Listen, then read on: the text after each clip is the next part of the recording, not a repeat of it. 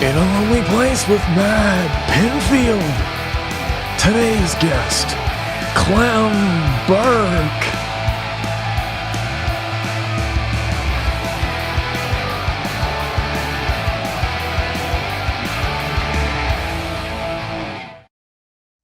Hey, it's Matt Pinfield. Welcome to another episode of In a Lonely Place, the show that started in my living room during the lockdown, hence In a Lonely Place, right? A Humphrey Bogart movie, a Smithereens song, a New Order song. It was the best name for it, but we decided to keep it regardless. But I'm not so lonely anymore when I'm in the studio, which is really cool here at Rolling Live Studios. And today I have one of my favorite drummers of all time, actually, and a great friend of mine, Clem Burke. And Clem is played on with so many great bands and so many great records. And he has a new band called The Empty Hearts. Their second album just came out, and we're going to be talking about that. But Clem, welcome to the show, man. It's great to see you. Hey, Matt, great to be here. Cool studio. Cool It is, place. Right? And yeah, it's all good today. Yeah, so it's Clem, it's amazing, for me going back to my teen years and seeing you with Blondie and hanging out, at CBGB's, like kind of actually just at the very tail end of when you were, of course, starting to play bigger places, right? At that period of time, but it was part of that culture and loved it. It was funny, I was saying that I would literally go to CBGB's, go to like 3 a.m. and then go do my job the next day or school. Right. And, sometimes with the help of, some speed, some these little, whatever, they were called Black Beauties that my friend had. Because, when you were young, you could do those kind of things and like be awake for, 20 hours. As an older guy, it's not recommended. No, and I don't do that anymore. But I was just saying that because I just wanted to be there. It was so electric. There was so much excitement going on in New York City at that time. Yeah, I mean, there was a handful of great bands. I mean, you could make the analogy, it was our cavern at the time, Yeah. I mean, Television, Patti Smith, Talking Heads, the Ramones, Blondie, Mink DeVille, lots of other great bands along the way. But yeah, I was working, going to college, and staying out till like 4 o'clock in the morning. So yeah, I used to take those little white pills that the truck drivers take. But the deal is, what you do is, you're so tired, you take one, you lay down, 45 minutes, you're awake, and you're good to go, and then you're off to school, off to work, and then off to the gig. So not recommended, as you said, nowadays. Yeah. But back then, but we were all running on energy from within as well and from without. There was so much great inspiration. The muse was everywhere, living in New York City back in the mid-'70s. It was just an amazing period of time for rock and roll. It was amazing. And me coming in there from Jersey all the time. But you were originally from Bayonne, right? I'm from Bayonne, New Jersey, which actually was such an anomaly. Everyone would go, what's going on with gentrification? There's Jersey City, there's Hoboken. Now, guess what? Bayonne is the place, it seems, from what I'm reading online. And, if it wasn't in New Jersey, I think it'd be the 6th borough. Because, it's attached to Staten Island by the Bayonne Bridge. So yeah, I was lucky to grow up in the metro area, as you did too. We were able to access all this great stuff going on in the city, living in the great, metropolitan area. So, I mean, people come from all over, obviously, to be in New York City, and we were there already. Yeah, we were there for some of the best years. You got to tell me about when you started playing drums as a kid. What was the thing? I mean, obviously, were the Beatles one of the biggest influences? I mean, there's people that I know that you love, like Keith Moon or Hal Blaine from the Wrecking Crew. And, right. We're down the street pretty much from where he was recording, or not too far. Absolutely, yeah.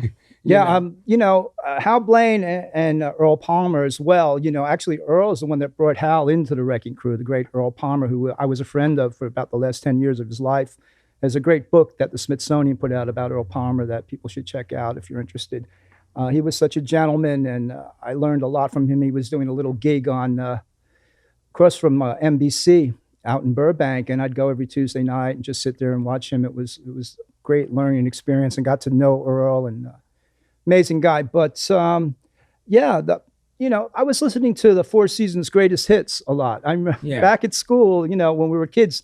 I remember, of course, when the Beatles came out, everybody in my generation cites the same thing, whether it be Bruce or Steve Van Zandt, obviously, or you name it. Anybody in that generation, the Beatles, the light bulb went off. I think maybe Elvis, if you're a little bit older, Elvis kind of kicked it off, Buddy Holly, obviously. But the Beatles, yeah. But I think right before that, I think I had a copy of the Four Seasons Greatest Hits that I would play incessantly. But I did kind of drop the Four Seasons as soon as the Beatles on Ed Sullivan, but I remember people in the schoolyard kind of fighting. Who's better? Remember, they used to have like Four Seasons versus the Beatles, and then later on, Beatles versus the Stones, and much later on, Blur versus Oasis. But there was always, the Four Seasons, four working class guys from New Jersey. I mean, come on. Yeah, it's great. They made a movie about it, didn't they? They did. And, it's a great movie. And it's pretty amazing when you think about that fact. I mean, those Four Seasons records are great. They really are. The musicianship on them is amazing. I always forget the name of the drummer. He was like fantastic. I'm sure they used the same studio band most of the time for those early hits. Those guys that were up there in, with Bob Gaudio, of course. Right, when he joined the band. Isn't it amazing to think that it's really, what's his name? God, why am I spacing on it right now? The guy who plays the mobster in all the great movies, like Goodfellas. He's the one who introduced them. Oh, Pesci. Yeah, Joe Pesci. Why am I spacing? I don't know why. Joe Pesci, of course, from New Jersey. From Newark, New Jersey. And introduced Bob Gaudio, who wrote all those hits, to the guys in the band before, that's a mind-blowing thing when you think about how Joe Pesci is responsible for a major seismic shift in rock and roll history. Right, exactly. I mean, I think Joe Pesci put out a couple of records back in the day, and he was kind of in a Four Seasons / kind of doo-wop band. Yeah. Back in New Jersey. But Joe. It's amazing. Yeah, a lot of people from Jersey, huh, Mike? Matt? Yeah, we are. We definitely, there's a lot of people from there, and it's a lot of great musicians, artists, actors, everything. Yeah, you mentioned the Smithereens. Great bands. Yeah. We lost really great bands. It was sad when we lost Pat. Very sad. And saw some great Smithereens shows when they would do when they would headline like in a club, and they do like 45 minutes of the Tommy Who opera. Amazing. Dennis Dykens, such a great drummer. We shared the bill with the Smithereens quite a few times. Actually, you probably remember this, the Dirt Club. Yeah, of course. Yeah. I know. I used to manage a band and produce a band called The Colors. Yeah. And the Smithereens would play at that venue in New Jersey, and we'd share bills quite a few times with them back when. But the Johnny Colors Dirt. were great guys. I mean, and they had that EP out that I used to play. Oh, The Colors. Yeah. Yeah, you know about Tomas. Tomas Cookman. He's responsible for the whole rock and Espanol thing. He started the Spanish version of New Music Seminar in New York. I forget what they call it, Latin Music Seminar, and he's a big player in the Latin music scene. Amazing, because he grew up in Chinatown, and but he is his heritage is a Spanish heritage, and he merged these two things somehow. And very successful guy, Tom. He's a cool guy. Yeah, and one of the other guys in the Colors when it was in the Go-Betweens. Yeah, Robert Vickers, the bass player. Yeah, right. Which is very cool. I had a good time working with them, and we did a record. We did an album, but I don't know what really happened to it at the time. It was kind of getting muddled, but it was fun. They were fun. But the Dirt Club, Johnny Dirt was the New Jersey version of Hilly Crystal. Yeah, he was. There was Johnny Dirt there, and then there was Randy Now down at City Gardens in Trenton. Right. John Stewart was the bartender at City John Stewart Gardens. bartended there, and then later on, who bounced there was James Murphy from LCD Sound System, underage, did he? but kind of after mine and John's period there. Oh, wow. Although I did see you play with the Ramones, one of those two shows. That's right. In '87, but you played drums. As at City Gardens. Right? Yeah, Which Trial was by so Fire. Great, as Elvis Ramone. Elvis Ramone. It's amazing how many people bring that up. I mean, the Ramones are the Beatles of our generation. I mean, probably the second or the most influential rock and roll band of all time. So, it was crazy. I mean, they were friends of mine, especially Joey. And, obviously we all knew each other from mid-'70s at CBGB. They had asked me to be in the band several times along the way. And, the Blondie thing was going, obviously. And I never got to rehearse with them. John didn't want to rehearse. He just wanted it to be an automatic thing. So I'd be, in my basement playing along, but it's not the same. So there was no preparation really when I played with them. But, I like to think they couldn't keep up with me. Yeah, which is great. But unfortunately, God, they're all gone. I can't believe the four original members. Yeah, and I'm good friends with Mark. Mark's a great guy. Marky's such a great drummer. Guy. Yeah, it's all good. It's funny when you see people from back in the day. It's like a, high school reunion, maybe rock and roll high school reunion. Because you have so much shared history, whether it be people from Talking Heads or, as I said, Mark or various people. You were there at the time. Everybody and. Yeah, there's that shared history that really turned things around in a lot of ways for music, you know? Yeah, it did. And you joined Blondie in '75, and there was a time when they even were Chris and Debbie were thinking of splitting up the band, and you were the one who convinced them to keep it going.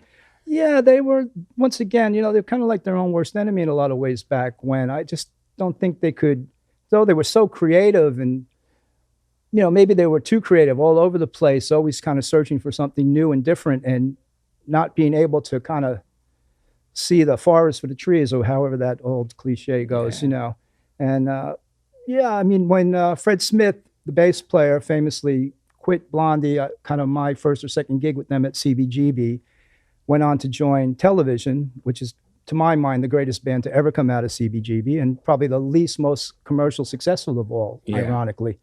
And, when that happened, that was kind of like a major blow. And prior to that, briefly before I joined the band, Ivan Crowell from Patti Smith Group also played with Chris and Debbie for a little while. And, he left to join Patti Smith.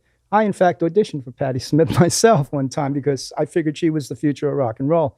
Little did I know it was Bruce Springsteen. But besides the fact, I kept it together, and I brought my my high school buddy, Gary Valentine, into the band, who was a poet. He had been kicked out of his house. He was living in a storefront on the Lower East Side with a few other people. And, he played a few chords on the guitar, but he was very literate. I mean, he's gone on to write many, many books about the occult. And he has a great book about CBGB that he wrote many years ago that people could check out. I forget the exact title, but it's Gary Valentine. He goes by Gary Latchman now. And it was funny. I was at the Sunset Marquee one time by the pool, and Kirk from Metallica. Yeah. The lead guitar player. Yeah. Kirk, right? Kirk, yeah. Hammett, yeah. He's like, oh, hey, I really like Gary's book. And I'm thinking he's talking about the CBGB book, but little did I know Gary had written these books about the occult, and he wrote one about Aleister Crowley and all, and Kirk was into all of that. So I was like, oh, wow, yeah. But Gary, I saw a while back in London. I was playing in a, believe it or not, a Blondie tribute band. Yeah, I heard about that. Yeah, Bootleg Blondie or something? Yeah, Bootleg Blondie. Yeah. And then when I was in London at Christmas time a couple of years ago, and these people are friends of mine. Actually, the woman, Debbie Harris, funny enough, her auntie lives in like Laguna Beach and was in like Mary Poppins and all. So they come and visit. So they've been to my house, and we became friends over the years. And so I was in London, and I went out to see them play at this like recreation center, like a football recreation center, and out in Sutton, out in the south suburbs of London, I think it is. Yeah. And they said, oh, would you mind? I had a couple of beers, so they were like, at the break, they're like, would you get up and play a song? So, yeah, why not? It's a couple of hundred people there. I mean, and I got up. It was fun. People dug it. It was Christmas time, and so then into the new year, they got in touch with me and said, would you consider being like a special guest? Yeah. Like come up and do that, And I was like, well, why don't I just do a little tour with you guys for the hell of it? Because, they have session musicians that they use. They have a rotating bunch of musicians. They're all reading charts. So it wasn't like I displaced the drummer. They use all these different people. So I wound up doing an entire tour with them. And I thought, okay, we're going to be playing in the back room of a pub like they were doing when I first played with them. And the next thing I know, the second gig was at Shepherd's Bush Empire, which is a proper gig, 2,000 people. And was almost sold out. And the reception was amazing. I donated all the money to a charity called Shelter for the Homeless. And it was a lot of fun. But moving on to that, I realized how talented these two guys are, Debbie and Andy. I was going, you know what? We should start writing some original music. So during this lockdown, we've been writing back and forth, and I think we're doing like a rock opera about London, believe it or not. That'd be amazing. Yeah. We've got like 22 songs, and Andy Harris is proper Cockney, lives in Shepherd's Bush. Yeah. Anyway, that was a fun thing. I don't know how I got off on that tangent. No. But, but it reminds you when you're talking about London. I mean, the perfect example I've always said about a band in America that goes to England and becomes huge there first was Blondie. Absolutely. Yeah. Now, was that about the time of Plastic Letters when you guys, you went over for the first album too, right? But was it about Plastic Letters when all of a sudden you realized you had this huge groundswell that was happening, playing Top of the Pops? And tell me about tell me about the first time you went there and you realized All right, back home, we've got a bit of a cult following here, but they love you in this country where you loved all these English British invasion artists. Oh yeah, it was amazing. I mean, I still, go back in time in my mind, sitting on the plane, going. I had been to London one time before. I had a girlfriend who was going to school over there, and I visited her there for a few months. But the first time we went over, we opened for our buddies' television. Yeah. So, and Miles Copeland actually was the promoter of that tour too, funny enough. And the first gig we did was at a college outside of London with Squeeze, the original Squeeze, opening for us. Yeah. And because they had been on Miles Copeland's record company. Yeah. And, it was strange because I don't think we ever really did play Blondie with myself in the band, ever played with television at CBGB. But I know Debbie and Chris had that band prior where I think they did play quite a bit with television. And in fact, we used to do Tom Verlaine's song, Venus de Milo. Yeah. So we went over with television, and it was a mixed response because there were a lot of people, I was reading something about this the other day, a lot of people were responding to television really based on their musicianship, and it wasn't necessarily new wave or punk. It was kind of people that were into like Guitar Heroics, for instance, or into the Grateful Dead, or into Fripp progressive or like rock. that, Yeah. And the thing about television, I always think Richard Lloyd was such a brilliant guitarist as well, and got a bit overshadowed by Tom. And yeah, I mean, that first album, Marquee Moon, is brilliant. it really is one of the best. And but it's amazing. And Richard, I love those stories about Richard Lloyd getting a guitar lesson from Hendrix. Oh yeah, Richard Lloyd's book's great. Yeah, it's great. Well, I think it was second-handed lessons from Hendrix. Yeah. He had a friend who took lessons from Hendrix. Oh, and then he would leave Hendrix's apartment and go with Richard, and he would go, "Hey, Jimmy just showed me this, man." And I think but I know that Richard hung out with Hendrix. Was a kid of the streets in New York City, I guess. He's also, I think he's like kind of genius, like IQ. Yeah. He went to some strange like genius IQ school in New York. I forget the name of it. Yeah. But Richard, he's good. He is his own worst enemy too. Yeah, absolutely. But, yeah, I remember the Alchemy album was cool too. Alchemy, and great with the drummer from what's his name now? Played drums on it. He was in. Was he in the Fieldies? Oh shit! I can't believe I can't think of his name. Anyway, but I think I was thinking back about that period. So I got to ask you. So that first time on Top of the Pops, what was that like for you? Do you remember who else was on the bill that night when you guys played? And was it Denis? What was the first song you did on there? Denis. Yeah. was a hit. It's an old Randy and the Rainbows doo-wop song that Debbie reinterpreted, and it's on our second album, Plastic Letters. And it was the lead single off of that. And people responded to it. They responded to the video, and they responded to the song, and they responded to the band. And I'm trying to think, maybe Boney M might have been on. Yeah, they were the band that were like the biggest thing until the punk thing happened.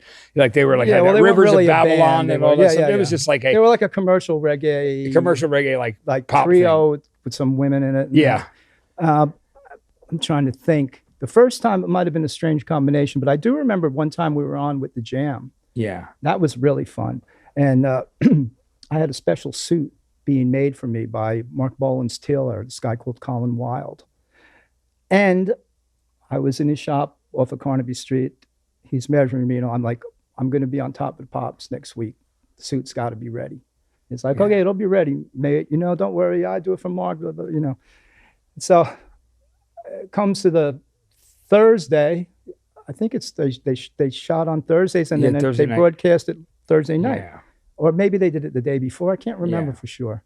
Because they had to wait for the charts too. Yeah, but it aired Thursday nights, right? Thursday night. It used to be, if you wanted to call somebody you knew up on Thursday night at home when you were in England, they would probably call them right before Top of the Pops was coming on. They would probably answer the phone because they were home. Yeah. Because they're getting ready to watch it.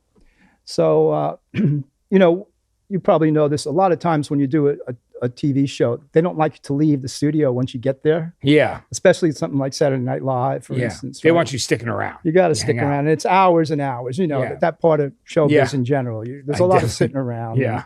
You can either read a book or get high or work out, or hopefully you're reading a book and working out. But anyway, so I'm like, wow, the suit. He goes, I'll have it for you. So we do the run through the studio, and I'm like, shit, I got to get my suit. So I sneak out of the BBC, and I take a cab to Carnaby Street. I get the suit, and it's taking a bit of time. I'm going across central London at rush hour, basically, right? So I get the suit, I put it on in the shop. Thanks a lot. Here's the dosh, get in the cab, go back.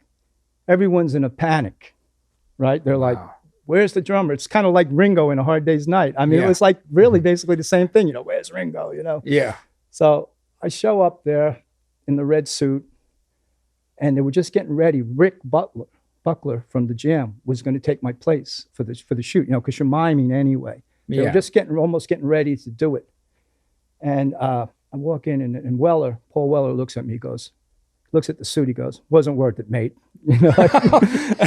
Yeah. But I had this red suit that I wore on top of the Pops. Yeah. Oh, yeah. It's so funny of Weller, too, because, you and I both love the Jam, right? Oh, we love absolutely. him. And the funniest thing in the world was one time in an elevator with him, we were at MTV, and he goes, I go, Paul, you're looking as sharp as ever. He goes, well, Matt, got to show you Yanks how to dress. It's a typical Weller comment. Yeah. But he's always been great to me. I love the Jam. I saw him so many times. I know that. I've seen him many times. Yeah. I was at the press conference at the Riot House with Rodney Bingenheimer when they played the Whiskey. Yeah. I didn't see him at CBGB. I think I was out of town. Because I read somewhere Weller saying that he met me at CBGB when they played, which was not the fact. I met them at the Whiskey. Yeah, he probably got confused. But it's easy to get confused. Yeah. It's about, how long ago was that? Yeah. But no, Paul's an interesting guy. I don't know if you could even give a darn about not having the major success in the States. I mean. Yeah. He's like, he's the Modfather in England. So he doesn't, he's royalty there. Yeah, he's like the Eric Clapton of New Wave or whatever, or whatever you want to look at it. Yeah. I mean, he's amazing that he's gone through so many different phases of his career, and and they still love him over there. I saw them what's that? Not Bluegrass Festival in they have in Golden Gate Park. It's called. It's called God. What's it called? Hardly Strictly Bluegrass. Yeah. They played there a couple of years ago. Yeah. In the daytime, that Paul did with the band. It was great. We hung out a little bit afterwards. He's always been so cool. His dad was really cool. Actually, I knew John. You got to tell me the story because no, John, he would always get autographs because Nikki, his sister, I'm friends with. Yeah. She's done a couple of books that I've been part of. She did one on punk, and she did one, I forget, maybe another one on the Jam, actually. Yeah. And she came to my show at Dingwalls with Bootleg Blondie. Nikki did. Yeah. But John used to get autographs for Nikki because she was a Blondie fan. And then also one time, I think at the House of Blues, Paul was playing. His son is one of his kids is like a model or something. Nate or whatever. Yeah. I'm getting personal here, I suppose. Yeah. But I walked into the dressing room, and his son goes, he really likes you. I told him, forget it, but no, Paul's great. Yeah. Paul's cool. Yeah. I mean, I remember one of the cool things was in New York City, he was playing like the Best Buy Theater, that theater behind old MTV building where I worked. Yeah. And when I go back, because, sometimes people want intro tapes and stuff. And I go, or they want to be introduced. They don't want like somebody on a stage. And I go, hey, Paul, so what are you going to do? He goes, I go, you want me to just say you guys are coming up? He goes, no, man, bring us on out. Come out with us. Oh, that's he goes, cool. and he was just, Paul's always been, he met me when I was 18. You know what I mean? So it's a long time. Yeah, but I probably met him when he was 18 at Dingwalls. Yeah. And Rick, of course, and Bruce Foxton are great as well. Yeah. They made the band, as we were talking about off camera. The Jam were a truly great band with everyone making a major contribution to the sound of the band. Yeah, they really were. And you and I went to see that. We always bumped into each other at shows because we love the same music. That's what I'm missing nowadays, Yeah, we can't wait till the live music comes back. Especially when certain people would play, they were like the glue. Like Johnny Thunders in New York. You knew if he was going to do a gig, you'd go there and be loads of people there that you knew. Because he was like the glue of like this scene of people that would all go to see Johnny Thunders play. Yeah. We got to get back to talking about that in England because there's all of a sudden you guys blew up over there, but I love you come back. You work with Mike Chapman, right? On Parallel Lines, right? Which, by the way, you're all dressed very sharply on that album cover. Speaking of suits, you guys look great on that one, right? Yeah. We kind of we're like kind of some of the first people to kind of dress like that, I suppose. And it was really cool. But What an incredible album for your third album. And, you know, it's funny because Nigel, who, of course, you know, I remember him telling me the story about Jeffrey Lee Pierce handing you guys, like in a limo coming from a show, the cassette of Hanging on the Telephone by the Nerves, because he was the president of the Blondie fan club. Jeffrey Lee Pierce of the Gun Club. Club was the president. He was. Yeah, and he used to try to look like Debbie as well. He used to dye his hair platinum blonde. It was pretty strange. He and Kid Congo were kind of two of the first people we met out here in LA. But anyway, go on. But I love his story that he, like, Nigel was telling me, he's like, he was a big fan. He goes, you got to check out this. He gave you guys a cassette. You check out this band, The Nerves. And he gave us a mixtape, I think is what it was. And Nerves were one of the Nerves Hanging on Telephone, one of the tracks. And funny enough, I went on as we were talking to work with Peter Case, who was in the Nerves with the Plimsolls. Yeah. But that was a great cover. I mean, we have a history of doing cover songs. You know, Titus High was a cover as well, you know. Yeah. And Denis, obviously. Yeah. But it was amazing. And, you know, the other thing that I loved, there was that documentary on Parallel Lines, you guys. And I loved the fact that when you guys did Heart of Glass, which to me is one of the greatest dance records of ever, in my opinion. It's a good song. Yeah. It's a great song. Now, Miley Cyrus did a good version of it now. Yeah. You've heard that, right? Yeah, I have. I think she did a good job. Yeah, absolutely. Great. I thought it was really good. She's great. It's like Joan Jett fronting Blondie. It kind of sounds like. It was cool. So I got to ask you, because the story is that it started kind of more as a reggae song, and then, but you guys literally, you listen to that record, you're like, you're playing everything. I mean, it's this thing is real. And it was the whole thing about how you guys actually really had to perform it. It was before like all this equipment where people could just trigger everything. Yeah, well, you're like a metronome. I mean, you're spot on, man. Well, it was before MIDI. You couldn't really link the digital instruments together. Yeah. What we did actually was first I recorded the kick drum, and that essentially became a click track for that. Yeah. But we had to do it all piecemeal, and of course tape editing's involved. I think the little skip in the middle that goes into a different time signature is also, I think it's a tape edit, really. You can hear it if you really listen closely. Yeah, but no, we all played really well on that, and but to sync up the sequencer with the drum machine was very difficult to do. You had to do it measure by measure. So, but today you just press a button and everything happens all at once. But yeah, it's a good mix. It's my favorite kind of disco music is when you can actually hear the band playing. Going back to the Club 82, where we used to hang out before CBGB, where the New York Dolls would play in Wayne County and people like that. It was kind of like the glam rock scene prior to the precursor to the whole CBGB scene. And the music they would play when the bands weren't playing, because it was a dance club, was disco music, like Rock the Boat, Shame, Shame, Shame. Yeah. Shirley and Barry Company. White stuff. Yeah. And I think that had an effect on us as well, you know, in doing Heart of Glass. And you know, one of my favorite albums is the Saturday Night Fever album. I think it's an amazing album. The music's great on it. So, yeah, but you know, there was the backlash, of course, about doing Heart of Glass at the time when, you know, disco sucks and all of that. But I think what was interesting was maybe some would have that perspective, but people like me thought it was cool. It's like, wow, there's a band I love that are doing a dance record, a disco record, but it's a cool one. Yeah, I mean, it was innovative. It was to be great, sure. You know, and the song's cool and the lyrics are great. So it was like one of those things. But I mean, that whole album. By the way, Debbie she's an amazing lyricist. I can't believe some of the stuff that she comes up with. Yeah. I mean, there's stuff on that record. Like, Will Anything Happen? And I mean, all that. Well, that's a cover too. Oh, that's a cover too. Jack Lee, the guy who wrote. Oh, he from the guy that wrote Hanging on the Telephone. Oh, from the Nerves. He did Will Anything Happen too? He came to New York and stayed at the YMCA, I think, and like came to a rehearsal and pitched the other song. And lo and behold, he got 2 songs. That's where that came from? He got 2 songs on that album. He must have been psyched for that. Yeah.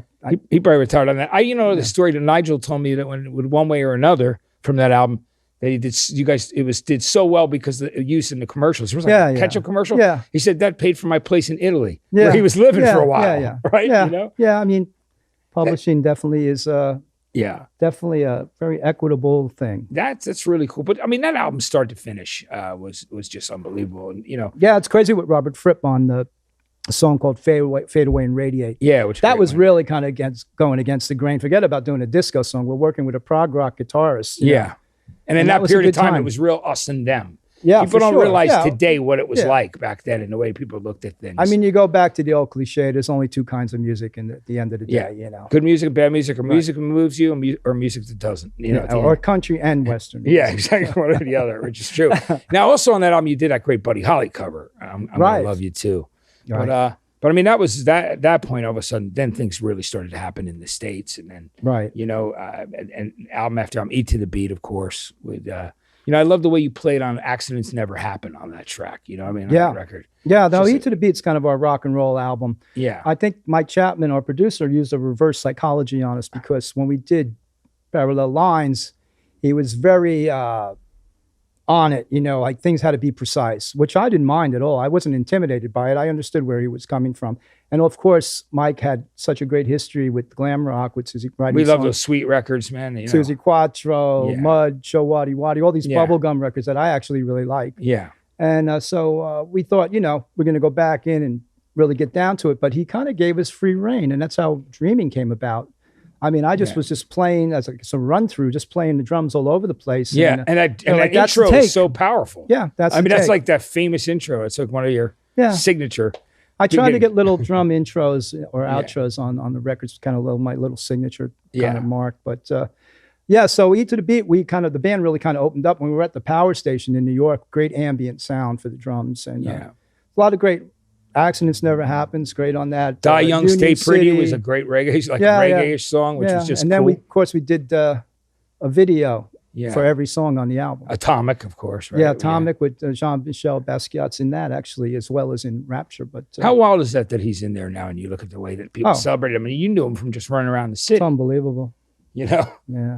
It's when you look back at stuff like that, you just go, it's mind-boggling. Yeah. I mean, I went to this retrospect in London. It was amazing. Yeah. There's actually a film, Downtown 80, that he stars in, that I'm in for briefly with Chris Stein. We play a band, and they showed it in the Modern Art Museum in London while I was there. So it's like, wow, this is really cool. Yeah, it just brought you right back, right? That period of time. It's interesting film. It's a lot of the no wave, like Arturo Lindsay and all those kind of bands are in it. Lounge Lizards, Lounge Lizard people and all that. It's cool. It's cool. I think what happened was they lost the soundtrack, the actual, the soundtrack to the entire film for a long time. So they had to redub all the lines in the film. So that took a long time to redo that. Yeah. Yeah, crazy. It's cool. That was just such a creative, incredible time there in Lower Manhattan. You know what I mean? It was like in the Village and the Lower East Side. I mean, it's funny because there was really only a handful of bands that really rose to prominence out of the whole scene, but the whole scene was very electric at the time, and everyone was influencing one another. And there was other the Poppies. I used to like that band, the Poppies, a lot. Yeah. They were kind of like a Beatles derived kind of band. There's a lot of course, the Dead Boys at that time. Who were great. I mean, that first album, Loud and Saudi, is just one of the great things. Yeah, a lot of good stuff. Yeah, it was amazing. So let's talk about, we've got more stuff to talk about and go back to, but I want to talk about the new record as well. The Empty Hearts. So the Empty Hearts, this is a second record that you guys have done. Right. And man, I love this record because a lot of great guys in here that I've either know or have seen and loved their bands. Like I loved Blondie, growing up and being a fan of and seeing, Wally Palmer there. I saw the Romantics at the Fastlane in Asbury Park for like 100 people. Great gig. When they first toured, when they had all the red suits on when I was a kid. And they were great, suits, man. And you could get into clubs, drinking age was 18 in Jersey then. Right. Yeah, So- that was a boom for live music back when they briefly the drinking age turned to 18. Yeah. And it was amazing. You'd be out, I could be spinning at clubs, playing new wave and, going to see shows every other night. It was incredible. Oh, yeah. Whether it was CB's or Fastlane or you Yeah, I said probably Third was Club at City Gardens. CBGB's every night. Yeah. Just about, Yeah, I used to see there all the time. Now, and you and Elliot have known each other for a long time. Elliot Easton, such a great guitarist, a New York guy, from the Cars, always just played so many amazing things on those Cars records too. Tell me about your relationship with Elliot, because you've been friends for a long time. Yeah, well, Elliot and I, we know each other from New York. I think we shared an accountant back in the day. The Cars and Blondie had the same accountant. And, we would cross paths in the office, and aesthetically, we're kind of coming from the same place. I mean, the roots of our musical history, we all like the same, the British invasion, obviously, and things like that. And moving on, we sometime back in time, Elliot and I and the late Doug Feiger from the Knack, we tried to start a band, have a band together. We were missing the fourth element of that band, and we always kind of said, we would cross paths and say we would like to work with one another one day, in some project or another. And, Elliot is an amazing, amazing guitarist. It's interesting. I think in this genre that we came out of, whether it be what I call it punk or new wave or whatever, I mean, musicianship is there with a lot of people, but it's not appreciated in a way, say, a shredder, or, a Neil Peart drummer or, because that's kind of the whole idea of like heavy metal and things like that, like people shredding. But within the context of new wave or punk or just about the song and playing for the song, but still having the musicianship, Elliot is outstanding, guitar. He can play anything. So it was great that we finally were able to come together and work together. And Andy Babuke, the bass player in the Empty Hearts, worked in a guitar shop in Rochester. And Chesterfield Kings, he was in that band, right? Andy had the band, the Chesterfield Kings, which is kind of like one of the main bands of the whole, we're on Little Steven Van Zant's label, Wicked Cool. Yeah. And the whole garage rock, Sirius radio thing and all. Andy's band was like one of the main proponents of that whole sound, the Chesterfield Kings. Because it was like one of the bands that literally kind of spearheaded that whole garage rock revival thing that was happening in the 80s. Actually. Yeah, in fact, when Steven launched his underground garage, when it was syndicated, he had a party at the Hard Rock in New York. Remember when it was on 57th Street, the original? Yeah. And Andy was actually the DJ at that party. He was playing all the garage rock stuff then. And that was at the time I did a record with the Romantics called 6149 that I thought, wow, this record's going to be perfect for this radio format. And I kind of pitched that at the time to Andy and Steve. And Andy was already a friend of Wally's. Yeah. Wally Palmer from the Romantics, who I mentioned I played with for quite some time, paid the bills a lot through the 90s, I think it was, or part 80s, part 90s. And so with Empty Hearts, we really wanted to get back to that feeling we had, when, the first time you picked up a guitar, the first time you sat behind a set of drums, the first time you saw the Beatles on TV, and have that be our muse and kind of take it from there and bring it into the modern times. I mean, obviously we're journeyman musicians now, we've been around a long time. It's hard to believe, but we have. And we're lucky to have a patron in Steve Van Sant who appreciates the band and the music. And we have the new album, the second album. Yeah.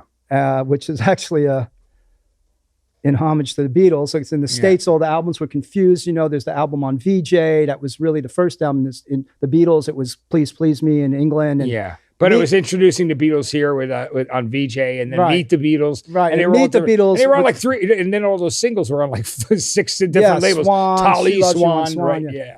But Meet the Beatles here was with the Beatles in England. But the second album after Meet the Beatles, but really it was the third album because of the VJ album. Yeah. With I Saw Her Standing there on it and all. Guess what it's called? The Beatles, the second album. Yeah. So we go, wow, let's call The Empty Hearts the second album. Yeah. And also, we put an album out, obviously, a couple of years ago. It's not like the Traveling Wilburys, Volume 3. What happened to Volume 2, Traveling Wilburys? Yeah. The second album was called Volume 3. So I said, we call it the second album. This way people will know there is an album prior to this album, which is very simple. But I think if people like this album, they should go out and check the first one out as well, which is on a different label. And we have special guests on this album. Yeah, Ringo Starr, man. Ringo, obviously an idol of yours, and he and I become friends in the last few years. And right. He's one of the sweetest guys in the world. He's a guy who's a Beatle who's so humble and just cool. I mean, he's one of the he's just a great guy.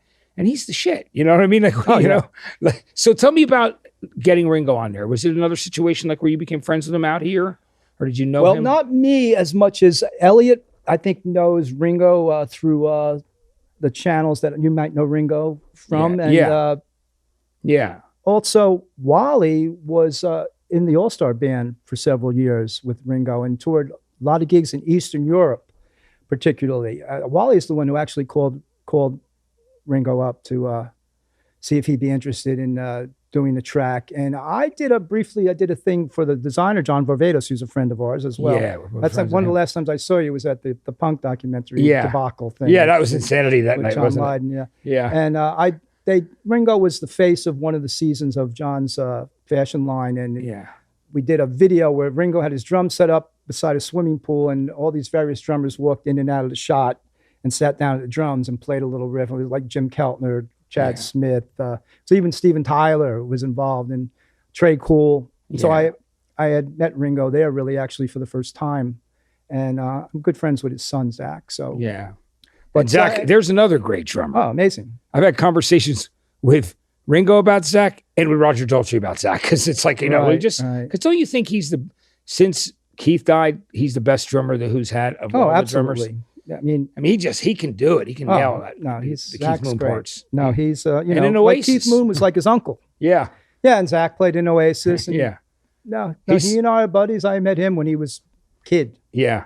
In clubs in London. Yeah, it's amazing. But so anyway, with Empty Hearts, so we were all friends prior. So that gets back to the feeling of, when you were a kid, you really kind of started a band with your friends, people in the neighborhood.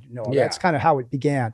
And really, that's how this band began. We got together and in a studio and just started playing, jamming, doing covers, Kinks, Beatles, Stones songs, and it kind of instantly came together, the chemistry. And with Ringo, so Ringo played drums, and I get to play tambourine and on the track, and the band we co-write all the songs, so I contributed that way to the song, and it was an honor to have Ringo. And getting back to the first album, we also had a special guest, Ian McLaughlin, who, by the way, Faces. I became great friends with before he passed guy. away, for at least the last 5 or 6 years of his life. One of the funniest people ever. Wasn't he a sweetheart and funny?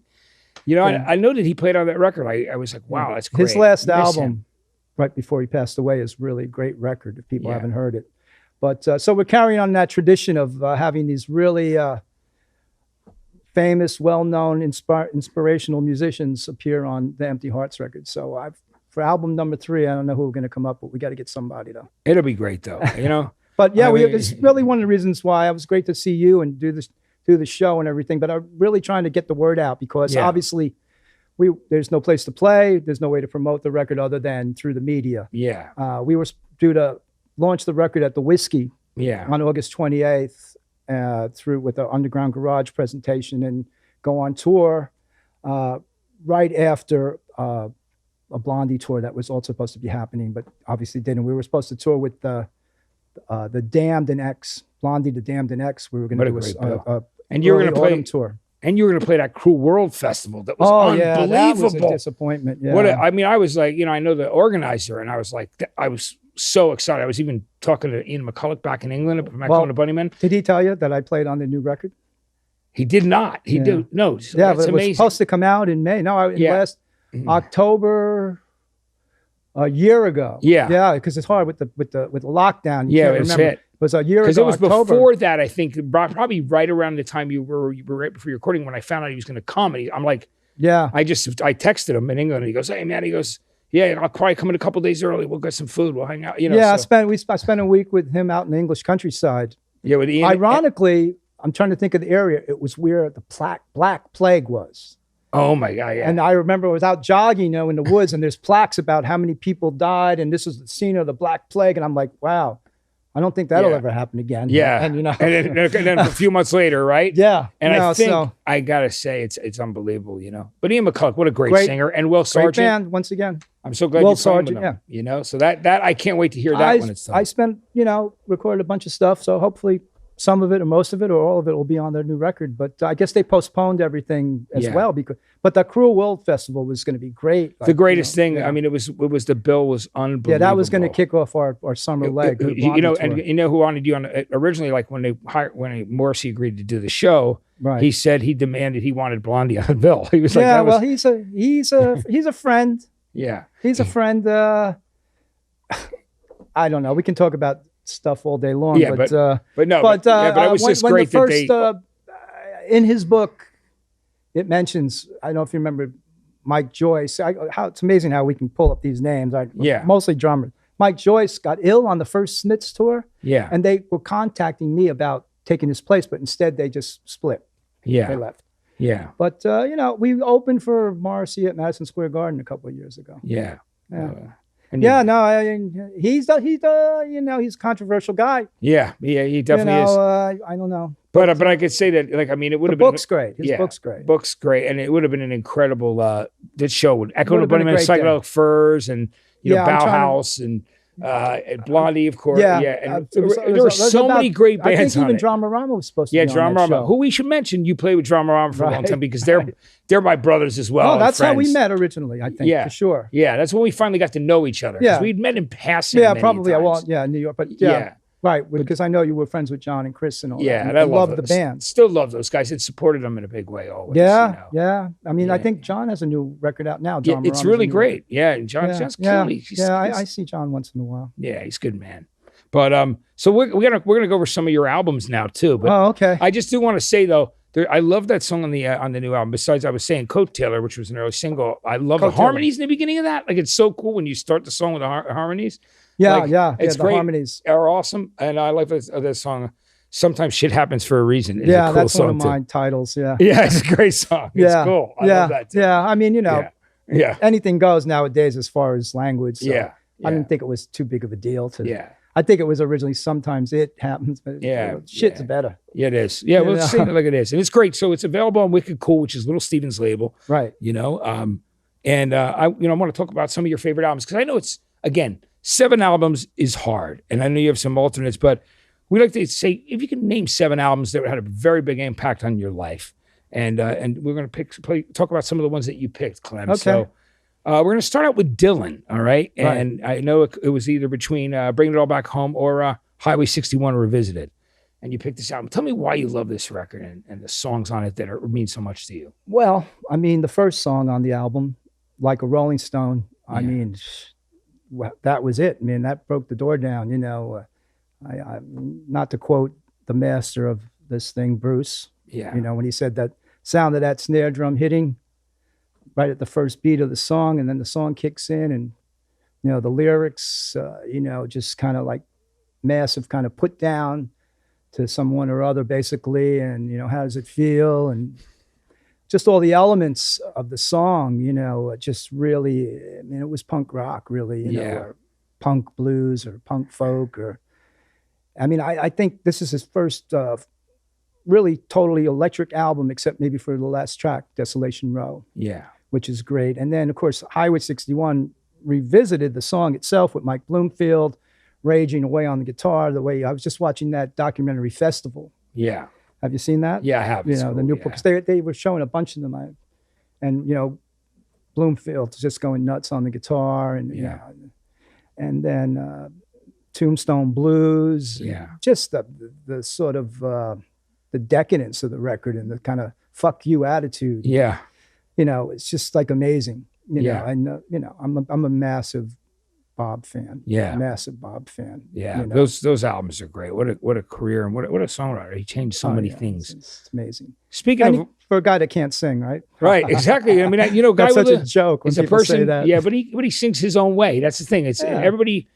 If you can do the best with whatever limitation you have, and you can do something amazing, then that's good enough. You know what I mean? Well, he's emulating Woody Guthrie, really, basically, Yeah. early on. Just the tone of his voice between that and Hank Williams. Yeah.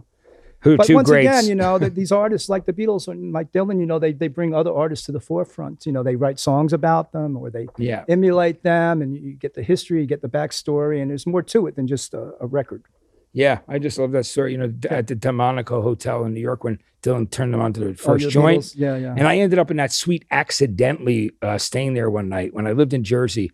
I Oh, went. wow. It was the craziest thing ever. I was there for an Do event. they have a little plaque? This is where the Beatles got high with Dylan? It doesn't. No, but it doesn't. But it's really funny. It's The the person history of told it, me that, and the deal was, it was when they first started having electronic keys in hotels where you needed them to get in your Yeah, door. right. And the other 2 hotel rooms that they offered me, I couldn't get in. They're like, it was a Saturday night, believe it or not, it wasn't that crowded. And they go, well, for some reason, those room doors aren't working. We're going to just give you the suite. And I go up there and I go, oh, by the way, that's the Bob Dylan and Beatles suite. I'm like, That's amazing. it was just a cool experience to be That's there. amazing, yeah. It's Yeah. like a funny hotel thing where I stayed in the hotel, the Gore Hotel, where the Stones took the Beggar's Banquet picture. Oh You know yeah, what I mean with that in one? London. In London, Yeah, yeah. I've been there. I've been in that room. Yeah, Yeah, it's that's cool. a cool, funky little hotel. Isn't it? It's great. not really funky. It's a nice hotel. It is. It's boutique nice, hotel. yeah, but it's cool. It's off of by Royal Albert Hall. right by Albert Hall. Yeah, Yeah, it's right, great. Exactly. Yeah, It's so cool. yeah, it's a cool place. Nice little tiny bar in there. I love it. Yeah, the little tea room, everything. Yeah, that's a is- good place. I loved it. Yeah, I love staying there. It's Yeah. great. So David Bowie's Ziggy Stardust is one of my favorite albums of all Right. time as well. It's Okay. just start to finish. But why is it yours, Clem? Well, I mean, David definitely changed my life. I was at the show, Carnegie Hall, September 1972. I had just gotten out of high school, and I naively thought, well, I wonder if there's going to be anybody at the show. You Yeah. know, I show up there. Of course, it was sold out, and it turns out a lot of my future friends were also at the show. With Debbie, Harry, and Joey Ramone were both at that show, and you know, and this album really kind of, I think, informed punk rock. You know, Yeah. it was kind of like the precursor to what was to come. I mean, even there's a riff on there, you know, Hang On to Yourself is Yeah. the Ramones riff. Yeah. And, yeah, there you go. Yeah, you and I And, both knew that because that song is like fucking Yeah. 2.5 minutes of power. Yeah, I Love mean, it. and Woody Woodmansey was a great drummer. You know, he had a book out, which was interesting. And a lot of the songs are like first or second takes. I think David was about spontaneity, which he carried on through a lot of his records, probably prior to working with Nile and all, trying to be more professional. But I think a lot of, like you think of Station to Station and all, people are just kind of jamming and getting they know where they're going with the song, but there's a lot of in the moment musical improvisation. activity. Yeah, like on improvisation. Stay and Station to Station on that record. Yeah. So, Yeah. I mean, just from head to toe, I mean, it's an amazing album. From 5 years to Rock and Roll Suicide, it's like there's not one bad song. Right. Even the cover, It Ain't Easy, yeah, is it ain't brilliant. easy, right? Yeah. No, it's and that was so great because then guess what? Back in the old days, that would happen quite a bit. All the old days, whatever. Yeah. You know, that was David's third, fourth album. Yeah. So it was always so amazing. Oh, you got that. And guess what? There's these other ones. And then you go back to Man Who Sold the World. You go back to the Space Oddity record. You go back, Yeah. you know, to the, Yeah. what's the other one? The first one with Mick and, Yeah. Hunky Dory, which was so Hunky great. Dory, Yeah. I'm thinking. Man Who Sold the World is Yeah. the one. Yeah. Hunky But they're Dory, all which is amazing, such amazing songs. Has Yeah. the song about Bob Dylan on it, has the song about Andy Warhol. Yeah. And, you know, it all kind of came in one giant package once you listen to that. But I mean, just the way he looks on the album. And Yeah. It's interesting because he doesn't really look that strange. You know, he's not really Ziggy, but he's not really, he's kind of got like he's got like the bangs going and all. It's not really a full on spaceman in a way. He's but, not there yet. Like it's funny until he gets on Top of the Pops and does Starman. You know, Yeah, right? right, You know, right. back Yeah, in the Starman day. was, yeah. Which launched in 1,000 bands in the UK, Yeah, right? right, People saw exactly. that kids wanted to grow up and be. Yeah, you know, I mean, I and then immediately after that, it came Aladdin Sane. I was at both of those shows at Radio City. and Wow. we used to Club 82, what I mentioned, you know, like David would pop in there once in a while, and just an amazing time. I mean, larger than life. To me, people like the New York Dolls, David, they're like superheroes, Yeah. you know, Yeah. larger than life. But I mean, this record informed so many ideas in people's minds, a muse just for everything. Yeah, you know, absolutely. that was to come. Yeah. And it's for decades, which is so Yeah, great. yeah. Now, there was recently a documentary on Wilco Johnson. Now, one of the albums you picked was the second album by Dr. Feelgood, Right, Malpractice. right. Which, these guys were like kind of the leaders of the pre-punk, when there were bands over there like Brinsley Schwartz and some of the other ones. But Dr. Feelgood were like the first pub rock band to break through over in the UK. So talk to me about why you love this record. Well, I was spending some time in England right around the time of the release of this record. I think it was in 75. I think it came out. Yeah. I was over in England in the last months of 75 visiting a girlfriend. And I got to see Dr. Feelgood play at Hammersmith Odeon. And the reason I cited this album, because it had just come out and it was, you know, everywhere at the time. And, they were kind of like peaking on the whole pub rock thing. But when I look at the cover and I think what was going on in New York, and you look at Lee and Wilco especially, you know, the way they're dressed. I mean, Wilco still has flares on, but the big figure and Sparko are definitely still, you know, they kind of kept that image all the way through. They look like thugs, you know, and just the whole minimalism of the cover and the black and white with the little patch of red on the side and just the sound. the sound of the record was just amazing. Even though they were doing a lot of R&B covers. Yeah, like right in Cell Block Number 9 and Don't You Yeah. Just Know It, Huey Piano Smith, right? On there. Right. Yeah. Yeah, right. And Subblock Number 9. Yeah. Lot. Off the top of my head, I'm trying to think. But Yeah. I mean, the thing about that, I brought that record back with me to the Lower East Side to CBGB, and it hadn't been released in America. And when I came back from London, Debbie, Chris, and Gary from Blondie picked me up at the airport, and we went to our loft that we had that was about block south of CBGB, and they had thrown a party, welcome home party, essentially for me. And, you know, maybe 100, 150 people, 200 people in the loft, members of the Heartbreakers, the Ramones, you know, you name it. Yeah. And I was like, hey, you guys want to hear this record? And put that record on, and it never left the turntable. Yeah. I mean, we just played it the whole night long, and it was just like, yeah, even though I said it was R&B covers and things like that, just the sound and the aggressiveness and Lee Brillo's vocals, and it was a very influential record for myself and for the whole CBGB scene. And show I bet you may or may not have been at, The Bottom Line, probably 76. Yeah. Dr. Feelgood headlining with, guess who opening? Who was it? Ramones. Yeah, I missed that show. That was amazing, amazing. I would have show. loved to have seen that. The Bottom Line was great. I saw so many great shows there. I love The Bottom Line too. It was a great place to go. You Brian know, you could order Ferry with food. Talking Heads opening, I saw there. Yeah, I mean, it was amazing. I mean, you know, everybody. Steve Harley played there. Steve Harley and Cockney Rebel. Yeah. So One of remember my the favorite records bands. when they played there? I went to see the records the first Oh, time. wow. Bands like, you know, people that were coming out in like 78, 77, When you think about yeah. Dr. Feelgood and the Ramones on the same Yeah. bill in a Little in a milk and club, in a alcohol. small club. you know, like, Yeah, I mean, well, that's prior to Milk and Alcohol. yeah, for just sure. early on, right? Yeah. No, But this album to me is Watch Your Step is a great song on there. Of course, Roxette from the first album is amazing. Yeah. I mean, that was their first, I think, commercial hit. Yeah, in the UK, which is going around the world. The commercial hit on that one I'm thinking of, I can't think of the name of it. Anyway, Yeah, but great record. It is a really great record. But I mean, it's look so at cool. the graphics, you know, it's amazing. I just came back. That's amazing that the Ramones were opening for those guys at the Bottom Line. Yeah, well, What it was a- what very a- early on, you know. Well, yeah, but what a night of power, right? Oh, yeah, it was I mean, amazing. I mean, Amazing. people. Yeah, such a small place, too. Well, were people? Did they still have the kitchen open then, or was that I before? think maybe get some French fries or something. Yeah, because then they were serving food like by 78, 79. Oh, well, no, I guess, yeah, maybe they didn't have food. Yeah, probably wouldn't think so. Yeah, because that would be, you know.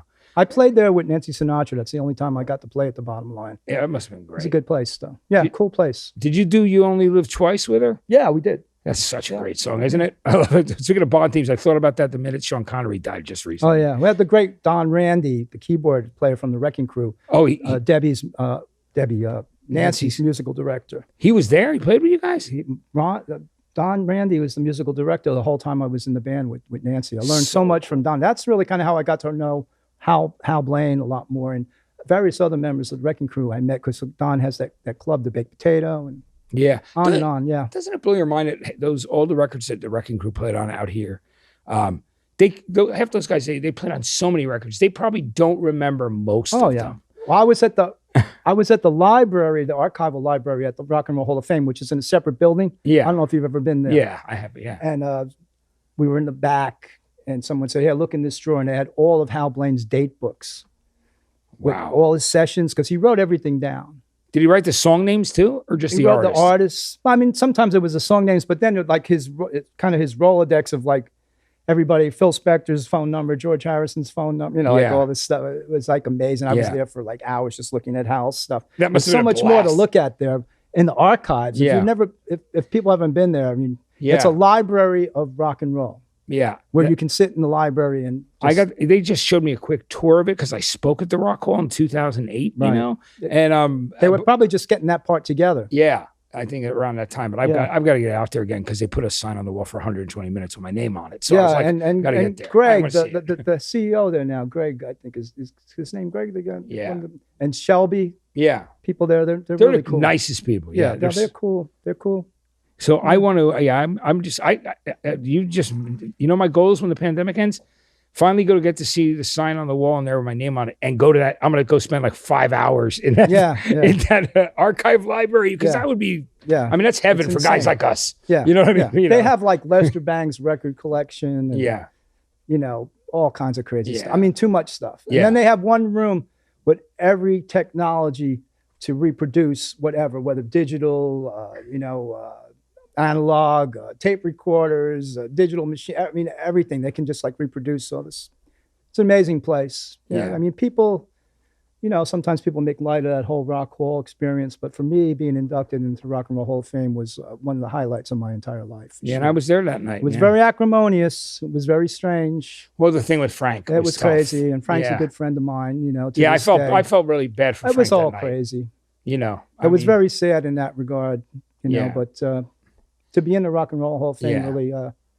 really meant something to Well, me. you guys deserve to be. I mean, it's such a thanks. great, important band, and you play with a lot of great people. But the band is very influential. They're Yeah, still, as time goes on, we Yeah. seem to be. Now Yeah. you got Miley Cyrus being influenced by Blondie. which is cool. And It's awesome. I love seeing that. Now, you were obviously going to see New York Dolls and the Heartbreakers and Right. hanging out with them, and so. But the Johnny Thunders album that you picked next is actually an acoustic album. And Right, it's got right, so yeah. many cool songs on it. It's got some of the Dolls things on there, and cover of Eva Destruction. And tell me why this is the one that you picked, because I always think of, when I think of Johnny too, I always loved on So Alone, You Can't Put Your Arms Around a Memory. It's just like Right, one of the right, greatest songs right. ever. And that's a whole other side of him that people, like when he, from the Heartbreakers and the Doll stuff. Yeah, well, it's a very intimate record. I Yeah. think he recorded it all in one day in Paris. I think probably just for rent money or for drug money or something like that. Yeah. Just kind of went in and did these songs. And he does Eva Destruction is great, and Hurt Me, and I'd Much Rather Be with the Boys is a great song. Yeah, it's And, like a Keith Richards, Andrew Loog Oldham thing right. that they did. And I just saw online, I think it's an outtake from the session of John doing Like a Rolling Stone. Wow, yeah. Doing a really great version of it. It's a record that really shows it's the soft side of John, which he definitely had if you knew him. I mean, he was very troubled and, Yeah. but he was really a really, really sweet kid, Did And, you like, when did you meet him? And in New York Dolls days or around well, the no, not Heartbreakers? during the Dolls. Like I said, You were an before, you were they going were, to see They the were show. larger than life for me, the New York Dolls. They were unapproachable. Yeah. But living in New York City and being in New York City, seeing them around. I remember at the Academy of Music, they'd always be like standing in the back. How when you walk into a venue like that, when you don't, people go, oh yeah, let them in. You just don't have a seat. You're just standing around. Yeah. And but I actually did a gig with John at the Ritz in New York. Yeah. Ira Kaplan from Trouser Press wrote an amazing review of it in the New York Post that I have. That I really love that I have it. It was John's band called the Oddballs that he had assembled. Allison Gordy singing backing vocals and also doing like Howlin' Wolf songs. Essentially, it was his whole band minus the drummer who was left in England. So I just rehearsed with them. I rehearsed with John for one day. We had 3 days of rehearsals. He came the first day, never saw him again until showtime at the Ritz. Yeah. And, it was a really, really great gig. And I mean, just the songs and I just knew, the Heartbreakers at CBGB, amazing. Walter Lohr was a good friend of mine. Yeah. We revisited the LAMF album several times. And then you played Jesse that. Malin and put it together. And Yeah. Our mutual friend, Jesse, who Jesse, also great. has a show here. yeah, great artist. we love it. Yeah. Known Jesse a long time. And Yeah. So tell yeah. me about the LAMF shows. Were they fun to do? oh, amazing. Yeah. I mean- we did two versions of it. We did one at, we did maybe about 10 shows over 2 years. The Did first band included Wayne Kramer Yeah. from MC5 and Tommy Stinson, myself, and Walter Lohr. Yeah, and of course, you did that Mad for the Racket thing also. It Oh, was yeah. with Brian That's James. really going and- deep. Yeah. Well, it's funny. I remember being in a station wagon with Wayne Kramer, all right, Brian James of the Damned, Manny from the Stone Roses and Primal Scream, and I. Just the four of us In driving England? around L.A. No, L.A. With Manny? Yeah, with Manny was there. And Well, we- Manny toured when we did a tour of England. Manny was the bass player. Yeah, I know. So he was over here visiting. He just came over to okay. hang. And Wayne Because and I... Duff McKagan plays bass on the record. Yeah, Duff plays here, but Duff's great. But yeah, me and I remember driving around with those guys, and we all decided to eat at Barney's Beanery.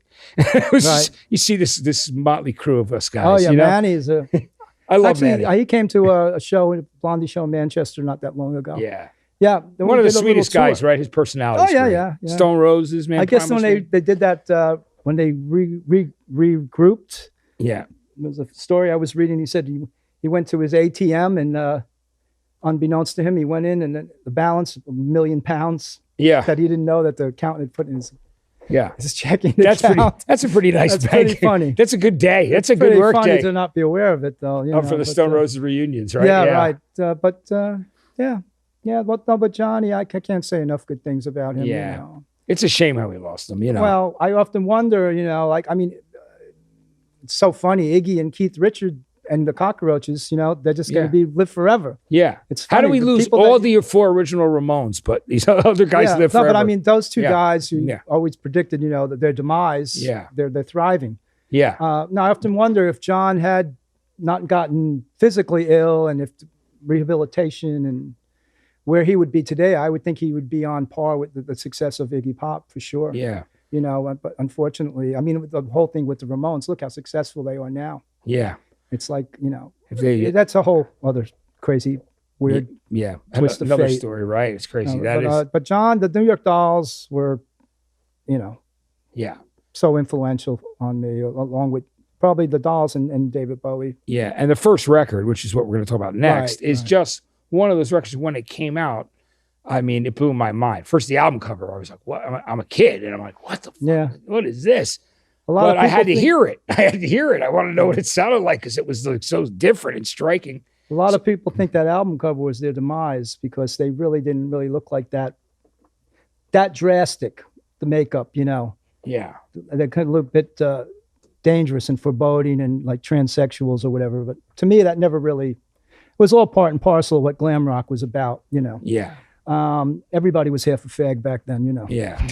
Sorry for Everybody my did. Yeah, but everybody did a thing. un-PC.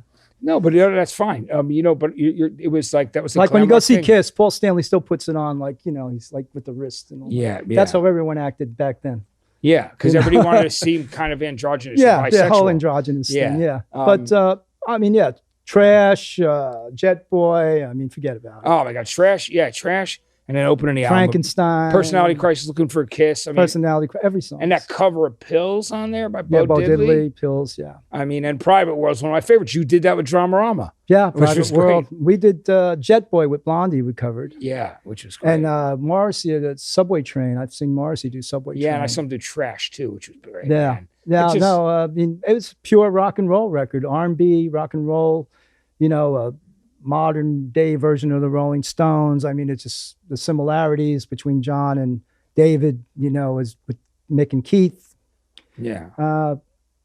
Just the sound of it is great. I think Todd Rundgren did a great job producing it, Yeah. and brilliant record.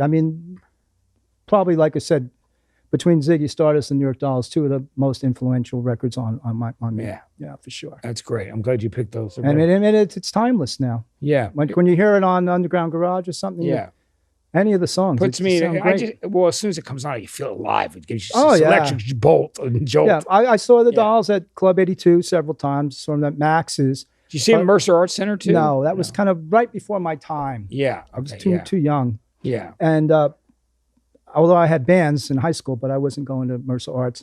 Yeah. But the two really fun times I saw the Dolls, I saw them in Maryland Yeah. at a college gig, and I also saw them in D.C. at a college gig, out of town. I remember John and David sitting at the edge of the stage doing Lonely Planet Boy acoustically, and they were just kind of wearing jeans, and they weren't all tarted up like that. Yeah. You know who they were? They told me, Sylvain and David told me they were about their time they toured with Leonard Skinner. And they said they got along great with Leonard Skinner, even though the audience is going to be more different, right? But I didn't know they toured with. So they did like a tour with Skinner. And I've got framed, I guess it's probably from Billboard or something, an ad for their album with the tour dates. And it said already number 143 in the Billboard charts. Yeah. And, they're still superheroes to me. Yeah, that's great. Now, another New York artist that you picked certainly is Martin Rev and Alan Vega, Suicide, the first album with Frankie Teardrop, which is so unbelievable, that 10-minute version of that song. Yeah. Now, Springsteen loved this record, and he's covered some songs by these guys. Dream Baby Dream, Bruce covered, Yeah, and he's, Amazing. he's like popped in the studio. I think that was one of the things that him and he heard them recording, and he was recording, I think, somehow, maybe Darkness, and around that time maybe, and he walked in and heard them doing it and befriended Alan Vega and Martin Rev that day. Well, such a nice couple of guys, both They of them, were. Marty and Alan. Yeah. They were really good friends with Chris and Debbie early on from Yeah. the whole Max's thing. And, Marty Thau, record label, Red Star. Yeah. Marty Thau was integral with the beginnings of the success of Blondie as far as getting our foot in the door, and Marty Thau, of course, managed the New York Dolls. And also produced by Craig Leon, who produced the first Blondie 45, Ex-Offender. Yeah, Craig Leon, Produced the first Ramones album. Yeah, yeah. And he also creates, with Craig Leon, his background was even 10 years after and all these other bands that he'd done things, years before. He was also, I think, a session musician at Criteria in Miami. Yeah. He's a great keyboard And he player. did a little work for Chrysalis Records, your label at one point, too, your second label after Private Stock. Right, yeah. Right? I'm very much in touch with Craig. He's in the classical music world now. Yeah. There's a lot of accolades for his classical music compositions and that. Yeah. But yeah, no, this record as a whole, I mean, Suicide's a band I saw many, many times at Max's, and it was always great. And people couldn't really know what to make of it at the time because, there's no drummer, there's no bass player. They had I saw Marty at Zebulon. Yeah. Right before the break, the Zebulon moved out here from Brooklyn, the venue. Oh, yeah, right, yeah. I saw Marty there. I'm sorry, did I cut you off? No, yeah, no, you didn't cut me off. I wanted to hear what your thought was on that. But it's cool that, you saw those guys all back in that time. And what I was going to bring up was, I remember seeing when the Cars hosted Midnight Special. Right. Remember? And, they showed Gary Newman videos. They showed Iggy's On Board, from New Values, Pop Music by M. It was like their new wave episode with no host. The host was the Cars, but there was no talking host. And they said the only way that they would do the show, because they were the hottest thing for some, was if Suicide were included. And Suicide did 2 songs on national TV like that. And that was mind-blowing. Yeah, well, I remember we were really jealous of that because when we did Midnight Special, we didn't really have any option like that to who was going to be on the show with us. But yeah, no, that was amazing. That episode of Midnight Special is great. I think Rick Ocasek went on to produce Alan's solo at one time. But yeah, I mean, all the songs on the Frankie Teardrop, Cherie Cherie. Yeah. I mean, it's just, the ambiance that it creates when you put it on, you're either going to love it or hate it. Yeah. I think modern day taste probably lends itself more in favor of people enjoying the record than they would have back 30, 40 years ago. But I think people fabulous. I mean, all these bands that we're talking about, they all had a big major influence on what the reason I'm here today or whatever happened to me. All these bands kind of created that for me. And I think it's great. And, so we got one more album to pick, and we've been talking about this band since the very beginning of the interview, and it's Television's Marquee Moon. What an incredible. Okay. Marquee Moon is first of all, the song itself, it's that incredible 10-minute song, but songs like Elevation that's on here, and Prove It. I mean, I love this record. Tell Prove me. It. Yeah. Venus de Milo. As I said, we used to cover Venus de Milo. I think Debbie still has a handwritten copy of the lyrics that Tom had given her. We actually played with Television in Sweden somewhere at a crazy festival with Robert Plant, Television, Blondie, and a bunch of other bands. Robert Plant said to me after our show, what I did, he goes, "What you do is dangerous." Yeah. Which I took that as a compliment. Yeah. But I mean, first off, Billy Ficca, the drummer. Yeah. That's just the greatest. He's like a rock and roll Elvin Jones, and an amazing player. So innovative, his ideas, rhythmically, what he does to a basic, guitar song, and the surreal symbolism in the lyrics and the musicianship. And of course, Fred Smith was in Blondie when I first joined, the bass player. I think I said earlier, ironically, the best band to come out of CBGB and probably the least commercially successful of the handful that had success, and and of course Andy Johns, who was the Rolling Stones engineer. Yeah. There's a great documentary about the making of, you probably saw it on YouTube, about the making of Marquee Moon. Yeah. And I mean, just the guitar tones. It's an amazing record. I mean, it's like that first Velvets record. People didn't. The 100 people that bought it at the time all went out. I mean, I think major influence on U2. They've cited the record, and people still say to me, "What is that television, Mark. I don't get that. What is that? Yeah. But because people don't know what to make of it. The Robert Mapplethorpe photograph. Yeah. I remember when color Xerox machines first came out. That was a Yeah. really big deal. Yeah. That you could Xerox stuff in color. Yeah. Analog, obviously. Yeah. But it looked very, very cool, the album cover. It's amazing. And did you like Adventure too right after? Oh it? yeah, I like Adventure. I And- like what you said, Richard's Alchemy album. Yeah. And how about Little Johnny Jewel, the first single? Yeah, I've got the television did? 45 on Orc Records. Yeah, You yeah, know? Terry Ork. Yeah. Yeah, he was a character. All those guys back then, like you mentioned Marty Thau, and Marty, of course, had that vinyl album where he gave what's his name? 2x5. 2x5 was that album. The Bloodless Pharaohs, which was Brian Setzer's band Right. before the Stray Cats, like all that. And I actually, talking about people I worked, I also played on with the Fleshtones on that album. Yeah. The 2 tracks. And Jimmy Destry, our keyboard player in Blondie, produced the whole album. Yeah.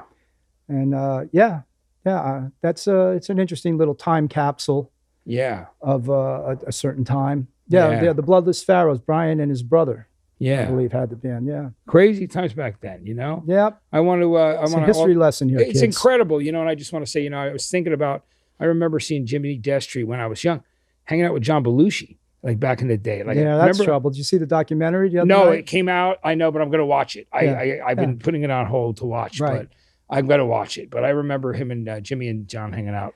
Yeah, back well, in they the had day. they had that bar that I think they talk about in the documentary Tracks? on Hudson Street. No, what the was it? Blues Brothers had Yeah, there was a building on the corner of Yeah. Hudson and I was there. Barracks. And Yeah, I remember. I like seen they'd John. go in, like Keith Richard would be like tending bar. Yeah, and they had John- a jukebox and Yeah, and John was even tending bar. yeah, I yeah, went in. yeah, I was a teenager. that was that was be the after party for Saturday Night Live, but this became their clubhouse. Yeah, I forget what that building is now, but it's like a 3-story classic brick Yeah, building on Hudson. It's on Hudson, Yeah. on a corner. yeah, Yeah.